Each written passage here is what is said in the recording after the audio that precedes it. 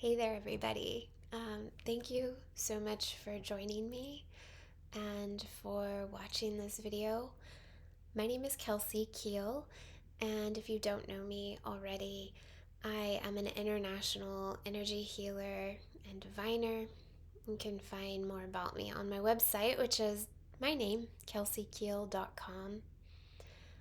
This video is probably very long overdue, and really what it is it's an introduction of who I am and a little bit about me.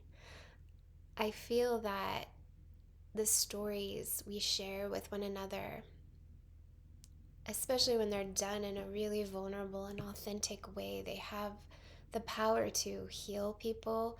They have the power to inspire and encourage and empower people. And so, it's hard for me to be in front of the camera. This isn't normal or comfortable for me, but it's important, I think, for a lot of reasons. But it's important for me to share my story with those of you who are curious or wondering how this small town girl from Kansas got to be an international healer. And so whether you're just wanting to get to know more about me, or you're curious, or whatever it might be, this story is for each of you. So I kind of want to start way, way, way, way back at the very beginning, because I am very, very spiritual. I think it's important to share and be really, candid about my upbringing. I came from a very devout Catholic family and was raised in the Catholic Church. Now, I don't necessarily have any issues with organized religion. I just learned at a very young age that it wasn't for me. I think I came into the world very intuitive and very sensitive. I was born with this kind of internal lie detector.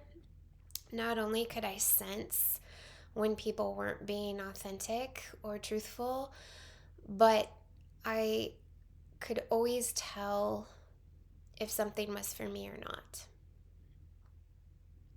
The church, growing up in the church, always felt very constrictive to me. I think on some level intuitively I felt like God is so much bigger than the four walls of this place. And the God that I was taught growing up, I felt a lot of shame about myself. It contributed to a lot of doubt and insecurity that I held. And it didn't all come from the church. Like, I had, at times, a challenging upbringing, but it added to it. And God, I have these memories of going to religion class every Wednesday night and coming home and questioning what I was being taught, because intuitively there was something inside of me that was like, not all of this is true, right? Or not all of this is for me. And I remember coming home and questioning it and talking to my mom and dad and being like, they said this thing. Like, I remember one time, here's an example. I remember one time we were talking about reincarnation, and they said, reincarnation is not, we Catholics don't believe in reincarnation. And I couldn't, that didn't sit with me. Like, that in my soul. I was probably 8 or 9 years old. I don't know for sure, but I remember coming home and being like, Dad, Mom, they said we only live one life. Like, how can that be? How can that be? Because I knew for me that just wasn't true. I just knew it. I couldn't explain it. I didn't know where or how, but that's just an example. And rather than my family being really open to other possibilities or other ways of thinking or living or viewing God or viewing the world, rather than that, they just shut me down. And I learned to shut down really fast. I grew up in somewhat of an unstable home environment, and that contributed to my sensitivity because I had to learn at a really young age to constantly read the room, because I didn't know from time to time um, what the emotions in the room were going to be. Like sometimes growing up, and I'm trying to be polite because I don't know who's going to listen to this, but I think anybody listening can kind of catch my drift. But growing up felt like walking on eggshells sometimes because I never knew who was going to walk in the door and if they were going to be happy or if they were going to be rage and anger. And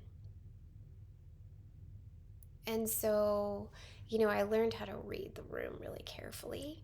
I learned how to read people and their emotions and their feelings. Like I had to. For me, it was a survival thing. So I was always very sensitive, and I think always very, very intuitive. At a very young age, I actually remember being able to see angels, being able to sense spirits, loved ones, deceased ones, being able to see energy, being able to read people. I mean, I could just read people. It wasn't like I was trying to. It's just, these are things that always came very naturally to me, but they were very frowned upon. And I think a lot of you can relate to that. Because a lot of people who find my channel or my work, they are empathic or sensitive or intuitive. They do have these incredible spiritual gifts, but most of us were taught to shut those gifts down really early because it wasn't safe, or it was frowned upon, or it scared people, or like we just don't talk about that stuff. So I learned to shut down very, very early. As I mentioned earlier, I was taught a lot of shame growing up. Part of that came from my family. Part of that was a learned behavior from church and other influences. I had a lot of self-doubt and insecurity. I share this because I'm no different than anybody. I've learned to overcome a lot of those doubts and insecurities. But I grew up in a home environment where I had to play it really small. Like I was very quiet and shy, and I was always afraid to use my voice, and I was always afraid to be seen or heard because I was afraid that I was going to disrupt the people in my home. And because of that, I also developed like this great need to be perfect, and perfectionism. These are all things that I still struggle with from day to day, and I'm still working to overcome. And the reason I share all this is because it's all been a part of my healing journey. Overcoming all of that has been a part of my healing journey. And I think that it's important to talk about these things and share these because we all have that, right? We all have some kind of doubt or insecurity or inhibition that's holding us back. I often tell people I'm no different than anybody else. The thing is I at some point in my life, I chose not to let my insecurities and doubt stop me. At some point in my life, decided I'm not going to play small anymore. I'm going to rise up and become the person that God has created me to become, which I think, at least right now in this stage of my life, is to become a healer and to help people and to be in service to God and the greater.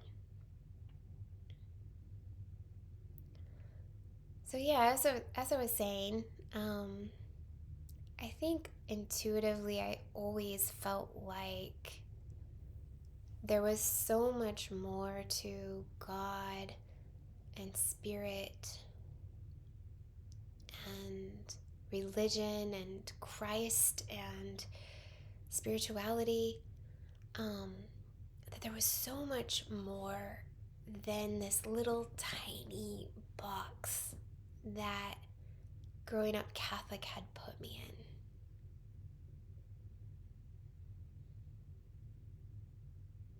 I remember feeling, especially as I started getting older, like high school age, teenager age, I remember really feeling this strong sense of knowing that I wasn't alone, that I was being guided, that I was being supported, but I had this strong sense like, God, where are you?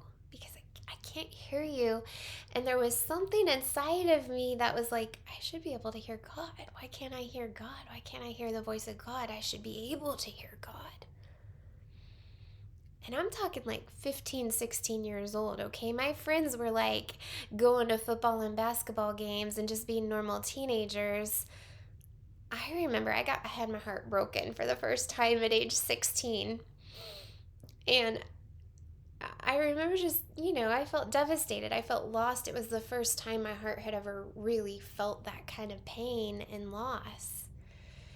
And I remember my friends are all out partying or hanging out with each other, and I would just sit at home at the weekends by myself. And I remember very, very vividly, just my bedroom was down in the basement. So I'm down on the basement floor, literally on the floor, on my knees, just crying out like, God, where are you?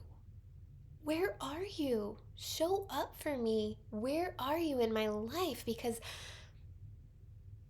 I need you. I need you right now. I need to feel you. I need to hear you. I need to know that everything's okay because I feel lost. I feel alone. I feel heartbroken. Where are you? And I didn't know what was happening then because I was only like 15, 16 years old. I mean, that was 20 some years ago. But looking back, I can see that this deep longing was arising inside of me. This deep longing to know God, right? Because it's what we're all searching for, to know God. I think that's what we're all searching for at the heart of it, at the core of it. And that's what I was searching for. I was searching for that connection. I was searching for that connection to spirit, that connection to God, that spiritual connection at 15, 16 years old. And again, I didn't have words for that like I do now. I just know that was what I was searching for. And so I think I have always known that if I could find God, if I could somehow find that connection, that I would always be okay.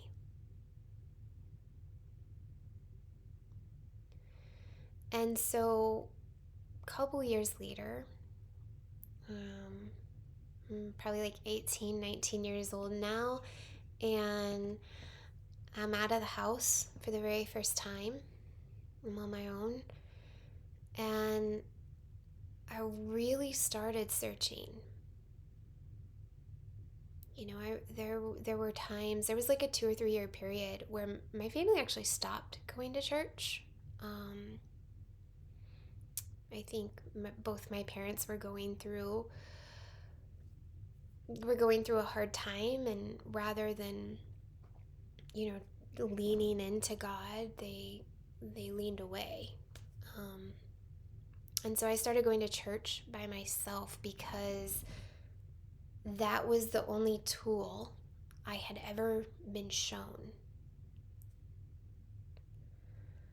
And I started like reading the Bible every day, studying it. I started praying the rosary, which is a very Catholic thing, right? My grandma always had prayer beads in her hand and was always praying. And I was trying to use all these tools that I had been given to connect to God, to find God, to find that connection that I was really longing for. But no matter what I did, I still felt empty. Because the tools that I was given, they just didn't work for me. And I want you to hear me really clearly, because just because those tools didn't work for me doesn't mean that they don't work for somebody else or that they're wrong. No, I'm not saying that at all, because like I said, most of my family is Catholic, and a lot of them have immense faith and have a strong sense of spirituality and feel very connected to God through that pathway. And I think that that's beautiful. I don't think they're wrong at all. What I knew was that the tools that I had been given growing up, they just didn't work anymore. They didn't work for me. They weren't for me. I wanted them to be for me. Believe me, I tried. But they just didn't make me feel any closer to God, no matter what. And I felt broken. I felt broken. Like, what's wrong with me? Why can't I connect to God? And I felt really lost. And so eventually, I guess you could say I kind of gave up on my faith. I kind of walked away from the church. Not kind of, I did. I walked away. And it wasn't that I ever lost my faith completely or stopped believing in God. It's just that I knew that God was bigger than what I had been shown. And then shortly after that, life started to take a hold of me. I got married pretty young. I got married at the age of 21. And I'm still married today. I'm happily married. And, of course, I graduated from college. I had my first kid, my son, a couple years after that.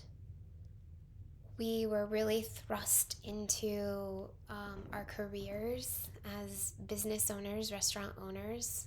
My husband and I, we actually still do own our restaurants. We own 6 restaurants, but it's not where I spend most of my time anymore. I've stepped away to really fulfill my calling and my purpose in life as a healer. But, back then I had this great career. And I had a brand new car and a brand new home, and life was good. It was picture perfect. I mean, it couldn't have gotten better, right? Everything from the outside looked great. And it was great. Don't get me wrong, it was great. But I still had that longing. And I still had that brokenness inside of me. And I just wanted to find God so badly. And it just felt like until I found that peace, everything in my life wasn't going to feel right.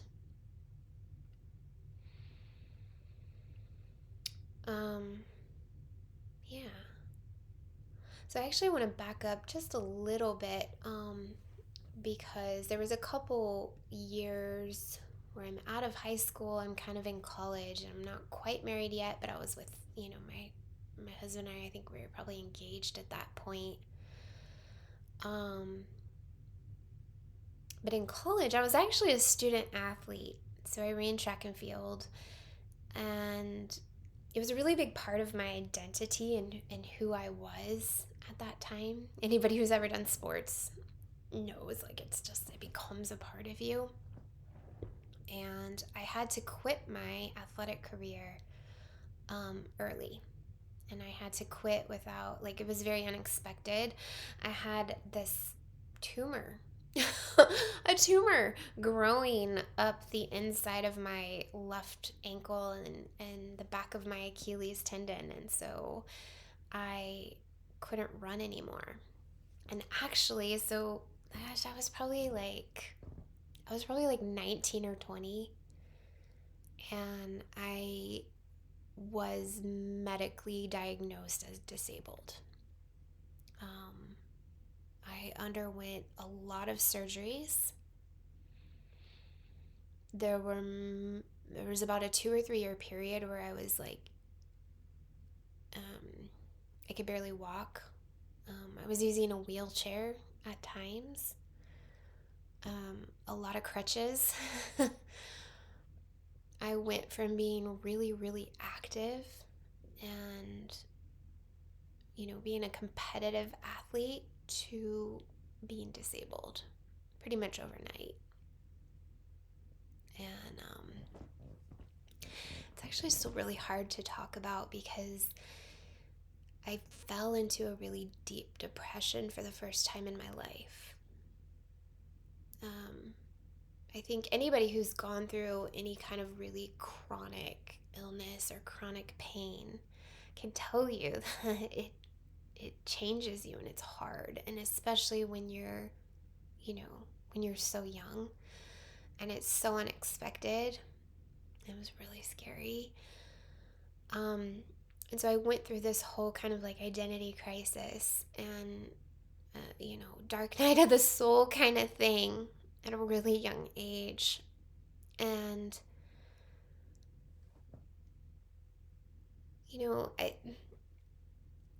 what that led me to was I remember thinking, I was really active, obviously, like working out every day, lifting weights every day, running, jumping, like I was super, super active. And then all of a sudden I could barely move. And so I remember thinking, maybe I'll try yoga, right? Because that's really low impact. It's slow, it's easy. I actually went to my first yoga class just because I wanted the exercise. I just wanted the exercise. I didn't care about any of the other benefits. I had no idea. Like, I just thought it was like, okay, maybe this will like feel good for my body. I just want to move my body a little bit.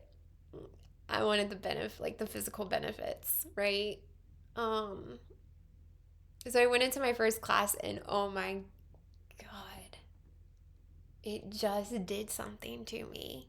Like, I went in there looking for one thing and I found something totally different. And I got hooked. It felt good. It felt good. It felt like it was like the one thing in my life I kind of had control over. It felt good to move my body. It didn't hurt. I could feel.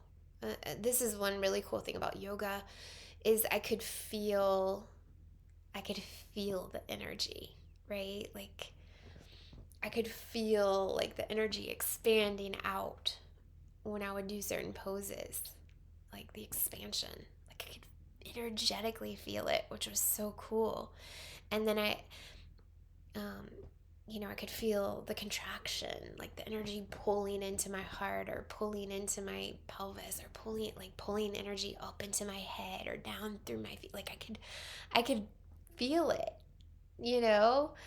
and in a way sense it. And it was really cool that I could kind of command the energy in my body to do certain things, and I could kind of command the energy around me to do certain things. So I started learning, I think, some of the more subtle ways to feel and sense your energy field. and being in that flow and learning how to like move energy through my hands and my feet and up and down my body with my breath, it actually started to heal me physically. I mean, mentally and emotionally. Yoga, the deep breathing, the relaxation, the meditation, like that soothed me. That soothed me and my depression and really helped me cope. But physically, I started healing, especially, my foot and from those surgeries. And actually I felt like I was experiencing a miracle. There was one surgery I had that actually left I couldn't feel my like two outer toes, my two little toes, like they were completely numb. Like you could hit them with a hammer and I wouldn't feel it. And I was told that I probably wouldn't get my feeling back because the nerves were like permanently damaged. But slowly I just started gaining like physical feeling back, and inflammation started, going away. Like just I was healing. I was healing on all levels, and it was really cool. So of course I was kind of hooked to that. The other thing that yoga did for me was I learned how to be inside of my body, to be really like grounded in my body for the very first time. And again, this would go back to being a child. I think growing up in somewhat of an unstable environment, I never felt really safe. I just always felt like the shoe was going to drop, someone was going to snap, something was going to happen, I was going to get in trouble, whatever. Like it was just constant kind of living on edge, and I felt like I really learned to kind of escape my body because I was so sensitive, and it was really hard to be sensitive and intuitive and in my body in that environment and have to feel all that. So, I always kind of felt like I was living outside of myself a little bit. Um, and that anytime life got uncomfortable, I would kind of escape. I don't know if that makes sense to some of you, but most people, when I talk about that, they're like, yeah, I kind of understand that. And so yoga was kind of that tool that taught me to pull myself back in and to feel comfortable and safe, fully grounded and in my body. So naturally, I wanted to know more about this whole process. I wanted to know more about the energy that I was feeling, the sensations that I was feeling, why I was healing, how I was healing. I didn't have language for feeling present and in my body, and yet I could feel it. And so like I wanted to know more. So of course I started deep diving into yoga and meditation and all those things. So that was kind of my first venture outside of that kind of Catholic religious box that had been created for me. It was magical. It was such a great experience. I loved it. I loved it. I did like this whole like 200-hour yoga teacher training, even though I knew I was never gonna like probably teach yoga for a career, but it was just something like it was something I wanted to immerse myself in and study. And I loved that. There were so many good moments of that. But what I would say is that there was a shadow around my yoga training.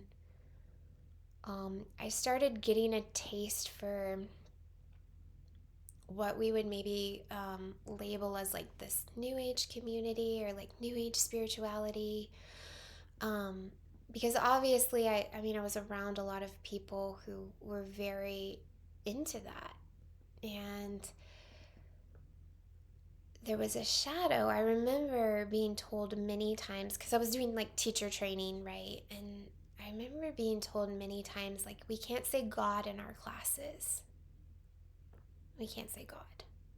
You can say divine, you can say, like universal love, universal energy, but you can't say God because that makes people uncomfortable, and we have to be inclusive or whatever. I don't know.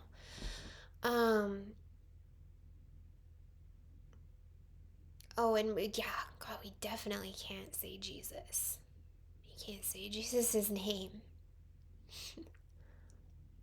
Um, God, like that makes me cry saying those words out loud. That makes me really sad.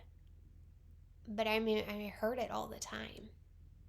Don't you dare teach a yoga class and say God or Jesus, because um, you're gonna trigger people, you know. Um, and so that was this shadow that I'm like, well, there's parts of this practice that I love and that feel great, but there's parts of it that are just as dogmatic and restrictive as the church was. I felt like just as judgmental and boxed in as I did in the church. So I didn't stick around in that scene very long, because it just there was, like I said, there was this shadow, um, that just didn't feel true for me or authentic for me. So yeah, shortly after my whole like yoga immersion, um, I became a mom for the first time, and my son was born. On his first birthday, I had a miscarriage. And so my second pregnancy ended in a loss. And this is all a part of the story, because all these little things I'm sharing with you, they all contributed to creating me and creating the healer that I am and the person that I am. Um, the miscarriage was hard. It was the hardest thing I had done up until that point in my life. It was even harder than all the medical stuff. And I remember, up until this point in my life, I had kind of stopped seeing spirit, seeing spirits, angels, things like that.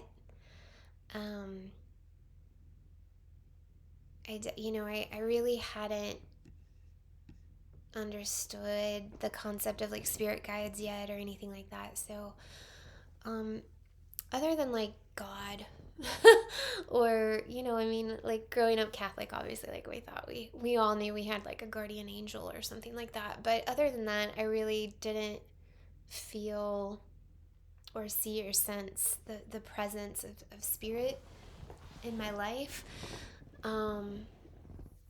So that miscarriage was like, it was a catalyst that, for the first time in my life, because I had such immense grief. Like, it was so heavy and it was so big. And I remember like every night after I'd get Jackson to bed, he was 1 year old, he was a baby, so I'd get him to bed. My husband would go sit on the couch, I would crawl into bed by myself, and I would just feel the weight of the world, like the heaviness of that grief sit on me. And it was really amazing, because what would happen, especially during that first really hard month of loss, if anybody listening has gone, lost somebody you loved, that first month sucks. It's so bad, it's so hard. And what happened was,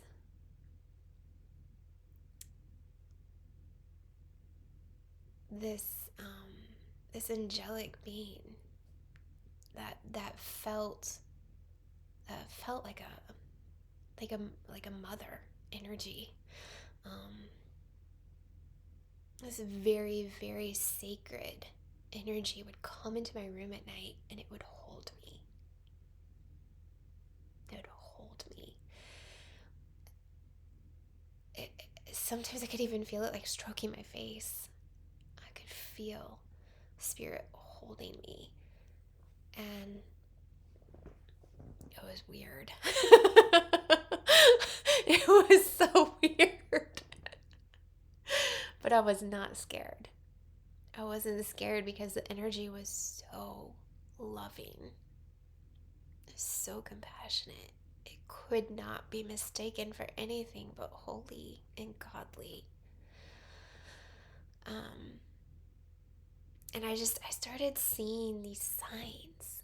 Like I would step outside, especially like out in nature, and I would step outside and I would just feel like something was communicating to me. Like nature was communicating to me. The birds were talking to me. The trees were talking to me.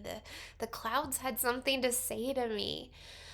I didn't really know what they were saying, just that something was really trying to speak with me, and it was very comforting. You know, it made me happy.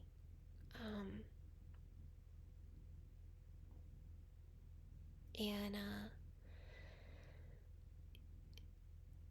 you know, they say out of all challenges and adversities comes great lessons or great opportunities. And I feel like looking back, I almost needed that loss in my life to slow me down long enough to realize that I wasn't alone. You know, it's weird because it felt like the darkest and most alone time of my life, and yet I knew that God was with me. Like I knew it, and Spirit was with me. And it's funny because I wasn't really asking for it; it just was there. You know, they were there. Yeah, and we got pregnant pretty much right away after that. And so with my daughter, to my third pregnancy, you know, was my daughter, and she was born, and and then that kind of feeling went away for a little bit. Because the year Jama, that's my daughter's name. The year she was born was, yeah, I'm just gonna say it. It was the year from hell. Like, it was the hardest year of my life. Physically hard. You know, we started out the year, my husband busted his knee apart in like 4 different places. And so I was like 8 months pregnant. We had to pack up our house. We sold our house. We bought a new house 2 hours away. We moved away from our support system, our family, our friends, into a new and foreign town, to go purchase our first 2 restaurants, which ended up being a total nightmare. And we had all kinds of financial struggles. Like for a whole year, we were like, are we going to be able to put food on the table today? Are we going to be able to pay our employees? Like it was every day for a year and a half. In order to make our business work, I didn't really get like a maternity leave. So here I was with an infant and a 2-year-old, and I was working 60 plus hours a week. My kids would go to daycare 10 hours a day, 5 days a week. And then I would work in the evenings and the weekends. And and my husband was working like double whatever I was working. So I would work all day long, and then I'd go get the kids and I would be exhausted. And then I was kind of single momming it. And listen, that's no knock against my husband, because he was trying to make it all work too.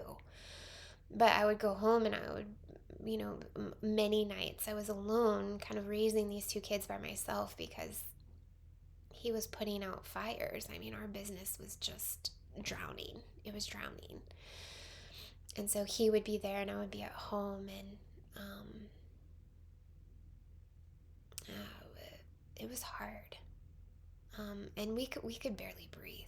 I mean, for like a good year, maybe year and a half, you kind of feel like you're swimming forever, and you're almost just waiting to drown, because you're like, I can't sustain this, and yet there was no way out of it. Like, there felt like there was no way out of it.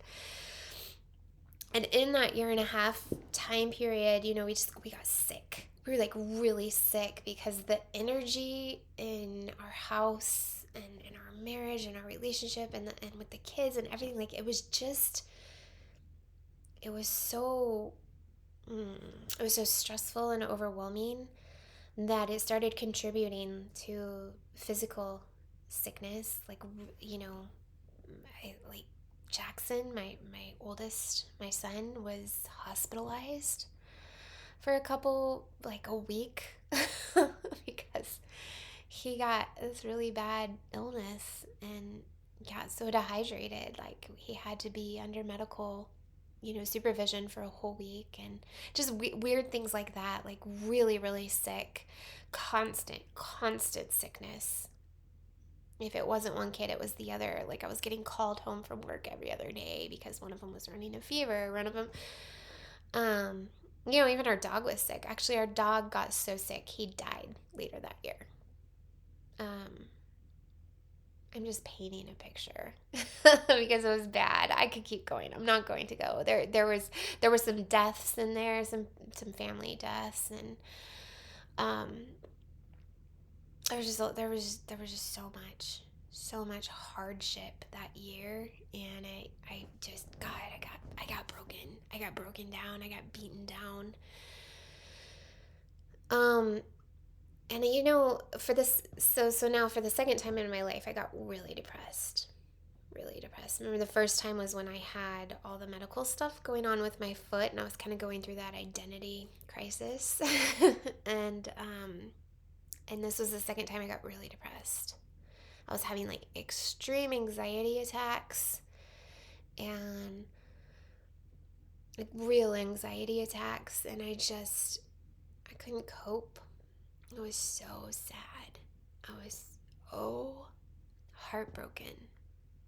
I was just so lost. I mean, I share that because I know if you're listening to this, there's a good chance you've been there. Maybe you're there right now.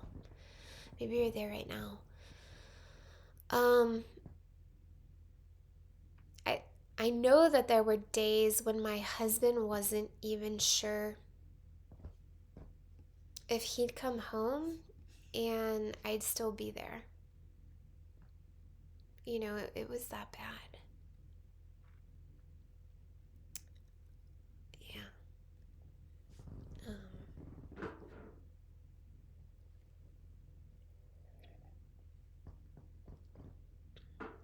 It was that bad. It was just one disaster after another. And so you have this moment where you're on your knees, and your hands are in the air, and you're just like, I give up. I surrender. I don't have anything left to give. I don't know what to do. I don't know how to fix this. I don't know how to make this right. I don't know how. I don't know how. And I got to that point what it felt like was I had got trapped in a really deep hole, and I wasn't sure if I would ever get out.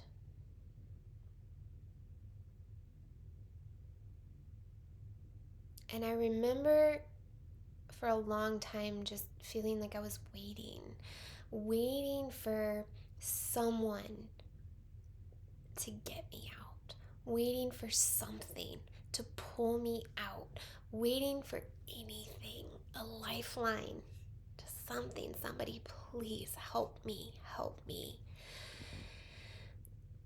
And eventually, what I learned, I realized that the only thing that was going to save me was me. I see that a lot as a healer. I mean, people do often come to me when they're going through challenges in their lives. And they just, a lot of times I'm the last resort. And they come to me out of desperation. And I can just see it on their faces. Because I know that feeling. I've been there. They want to be saved. They want me to save them, or they want somebody to save them. And I always look at them and I tell them this story, obviously not this long of a story, but I tell them the very, very condensed version. And it's a hard truth to swallow. It's a hard pill to swallow. But you've got to save yourself.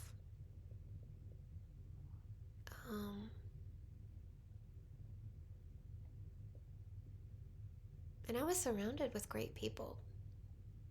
I mean, my husband, he's amazing. But there's nothing he could have done or said for me. I had to save myself, and ultimately I had to heal myself. That was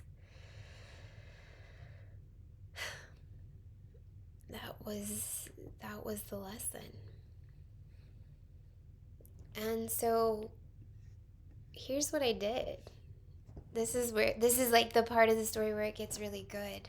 I went on a yoga retreat with my old yoga instructor that I did my teacher training with, because I thought that's what pulled me out of the hole the first time, that I was really depressed and really struggling. It was yoga. It helped. And I had definitely kind of like abandoned I had abandoned that part of my life. Like, I wasn't really doing yoga, I wasn't meditating, I wasn't doing a lot of that stuff. That with 2 kids and 60 hours a week, come on, who has time for that?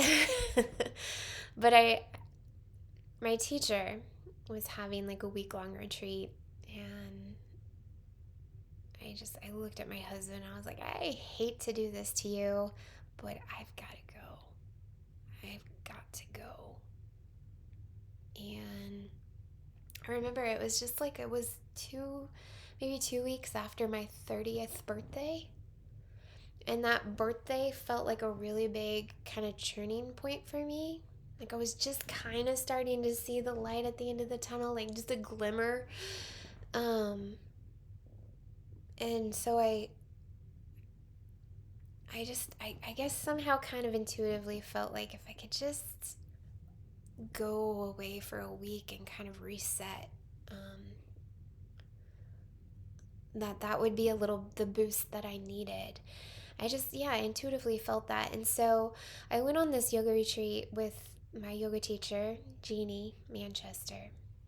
And Jeannie has a sister, Susan Manchester, who was at the retreat. Susan was like an angel sent from God. Because she was offering to do energy work, healing, and she was offering to do African cowrie shell divination. And oh my God, I didn't know what any of this was. Didn't know what Reiki was. Oh, I had never sat with a psychic or a healer a day in my life. I thought I was going crazy. But I was so desperate for some kind of guidance that I was just like, sign me up. I'm gonna do whatever I can, like whatever I can do. And so I asked her to work with me that week while I was on retreat. And it was,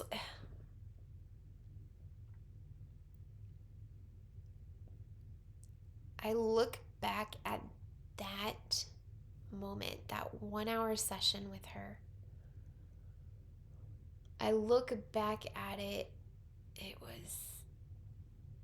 changed my life. She changed my life. It was,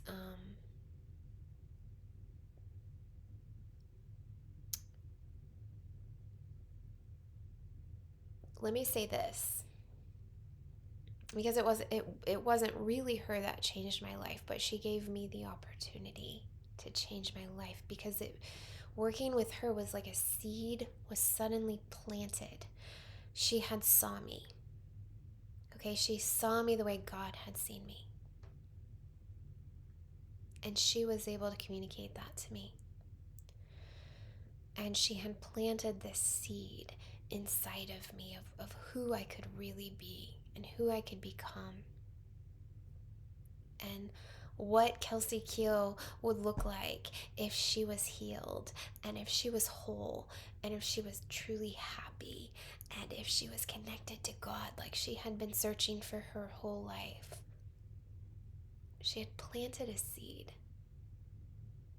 She had given me a possibility, just a little bit of hope almost. And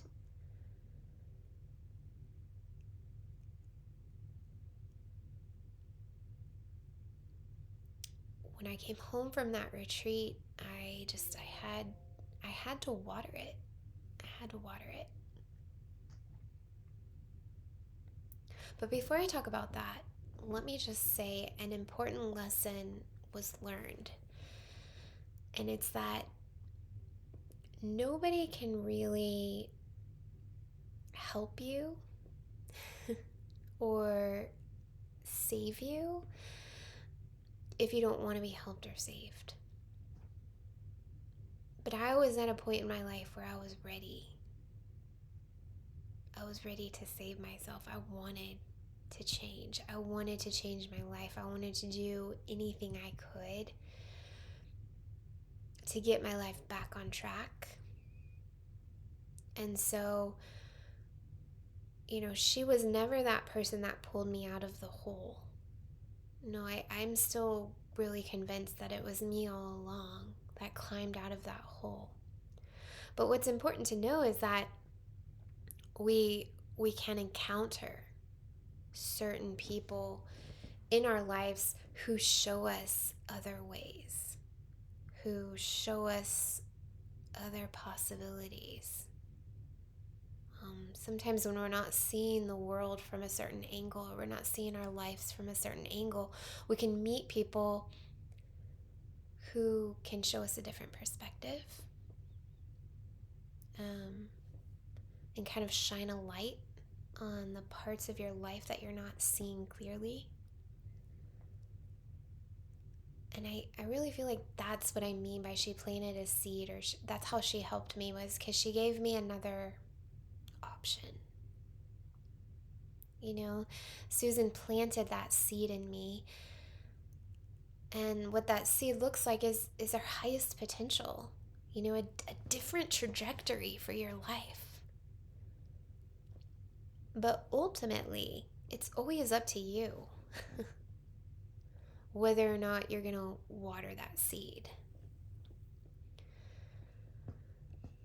And so when I came home from my retreat, that's exactly what I did. I had to water it.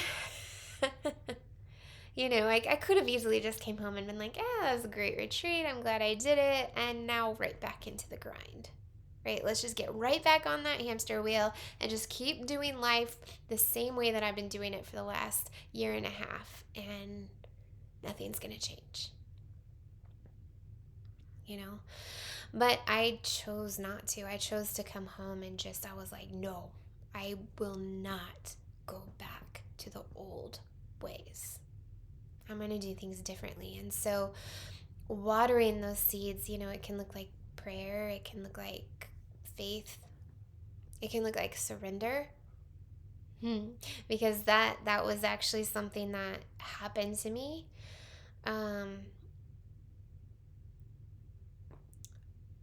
As soon as I came home, I remember thinking, God, just show me the door and I will walk through it. I surrender. I am not in control. I'm handing you the reins. Just show me the door. Show me the path. Show me the way forward. Show me the way out of this hole. And I promise you, I will do the work.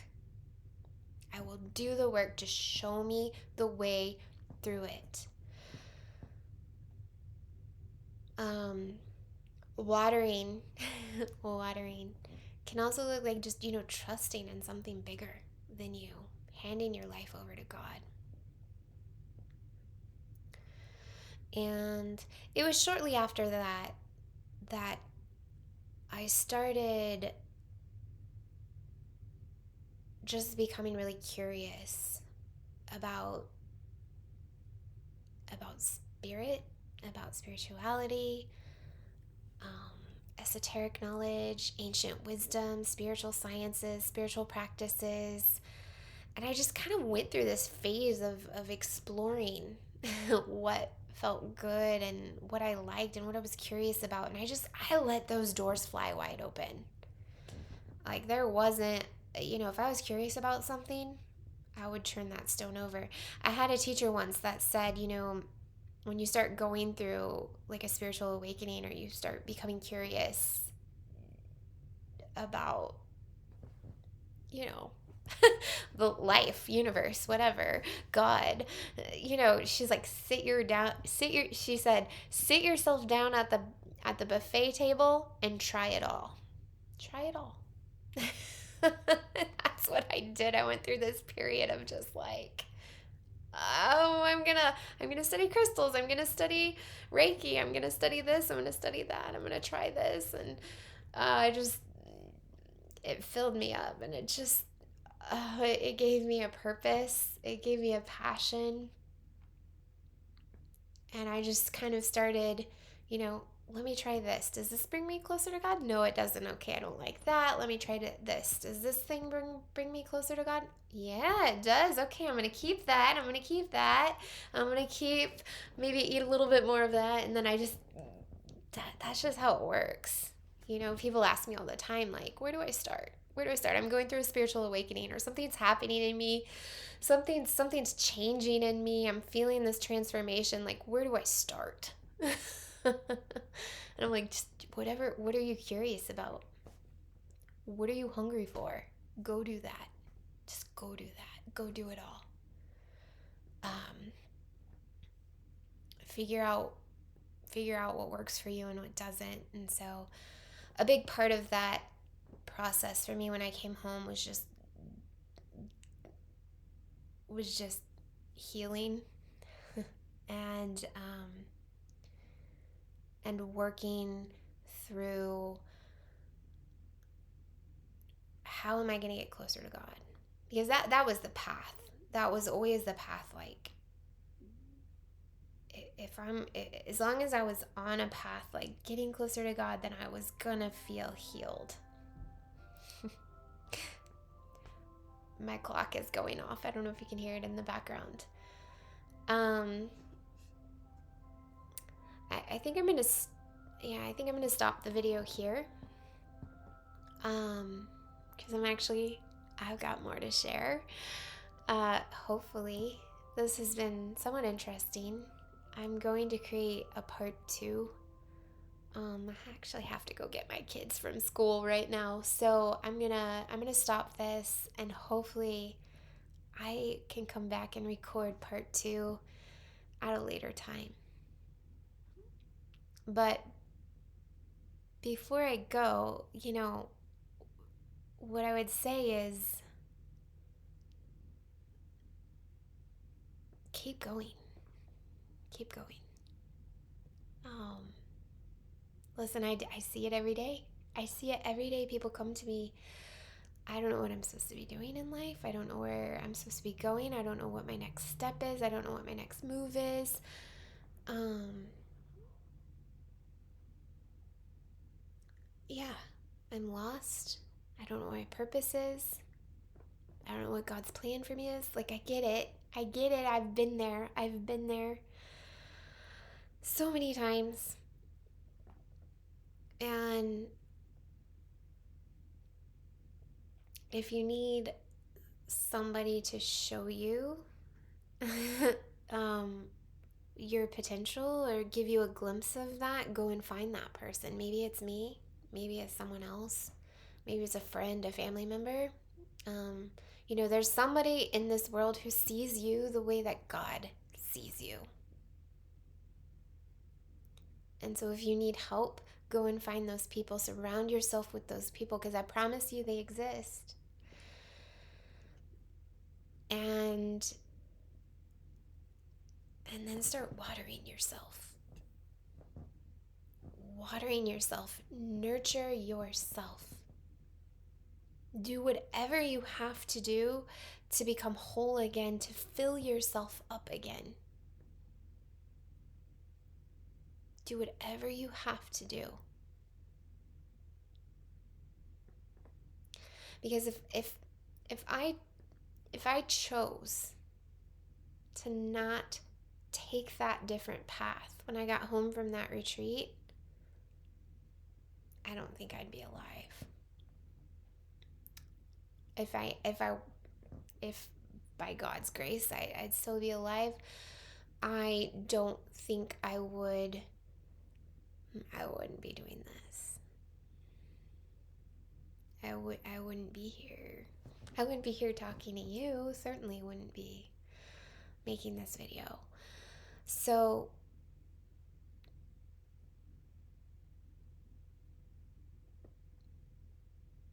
nurture yourself above all else. Figure out how to make yourself as whole and as healed as possible. That's where it starts. Whatever it is, it doesn't matter. Whatever it is, just do it. Do it and do it over and over and over and over and over again until the path clears and you can see clearly your next step forward, because I promise you it will. It always does. It'll reveal itself to you. Okay. I'm going to stop the video here. Please stay tuned because there will be a part 2. I have so much more of this story to share with you.